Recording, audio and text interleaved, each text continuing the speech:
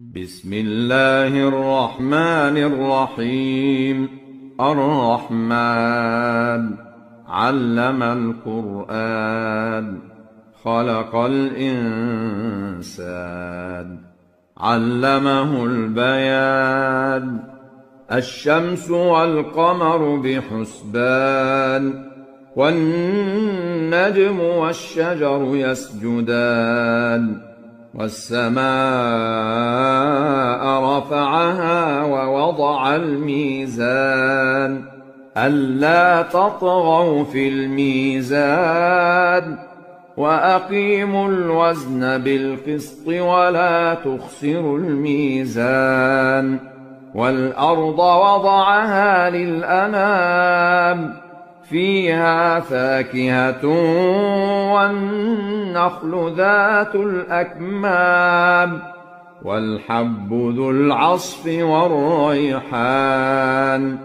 فبأي آلاء ربكما تكذبان؟ خلق الإنسان من صلصال كالفخار، وخلق الجان من مارج من نار. فبأي آلاء ربكما تكذبان؟ رب المشرقين ورب المغربين، فبأي آلاء ربكما تكذبان؟ مرج البحرين يلتقيان، بينهما برزخ لا يبغيان. فبأي آلاء ربكما تكذبان؟ يخرج منهما اللؤلؤ والمرجان. فبأي آلاء ربكما تكذبان؟ وله الجوار المنشآت في البحر كالأعلام. فبأي آلاء ربكما تكذبان؟ كل من عليها فان، ويبقى وجه ربك ذو الجلال والإكرام. فبأي آلاء ربكما تكذبان؟ يسأله من في السماوات والأرض، كل يوم هو في شأن. فبأي آلاء ربكما تكذبان؟ سنفرغ لكم أيها الثقلان. فبأي آلاء ربكما تكذبان؟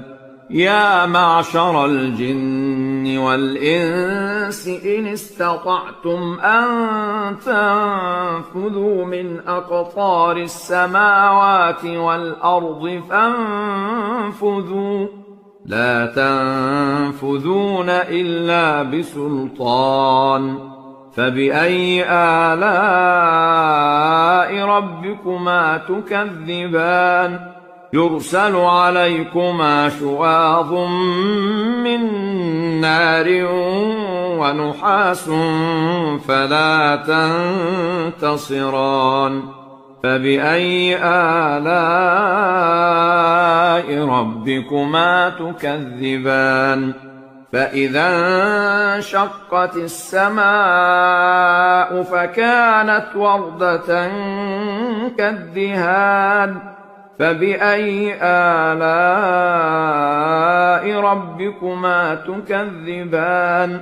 فيومئذ لا يسأل عن ذنبه إنس ولا جان. فبأي آلاء ربكما تكذبان؟ يعرف المجرمون بسيماهم فيؤخذ بالنواصي والأقدام.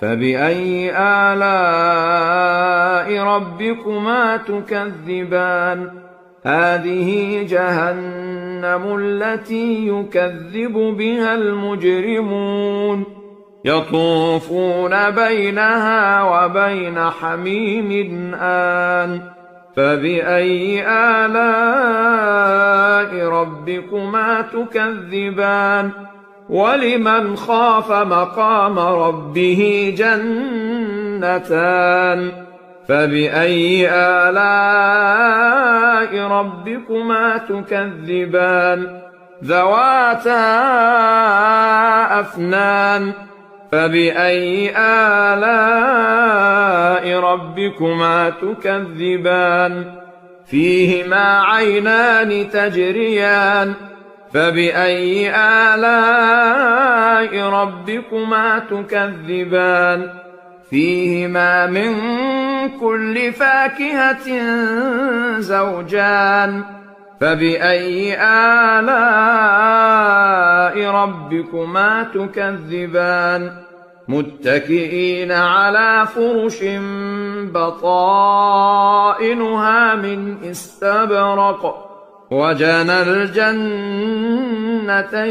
دان فبأي آلاء ربكما تكذبان فيهن قاصرات الطرف لم يطمثهن إنس قبلهم ولا جان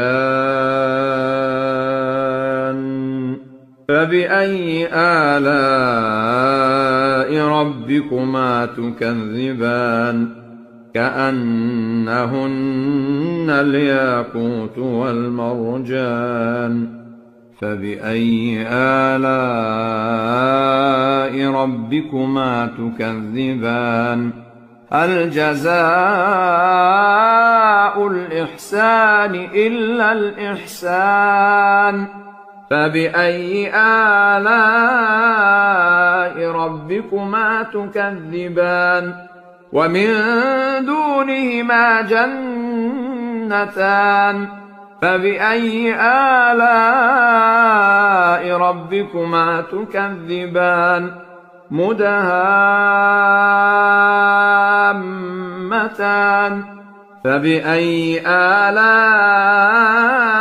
ربكما تكذبان فيهما عينان نضاختان فبأي آلاء ربكما تكذبان فيهما فاكهة ونخل ورمان فبأي آلاء ربكما تكذبان فيهن خيرات حسان فبأي آلاء ربكما تكذبان حور مقصورات في الخيام فبأي آلاء ربكما تكذبان لم يطمثهن إنس قبلهم ولا جان فبأي آلاء ربكما تكذبان متكئين على رفرف خضر وعبقري حسان فبأي آلاء ربكما تكذبان تبارك اسم ربك ذي الجلال والإكرام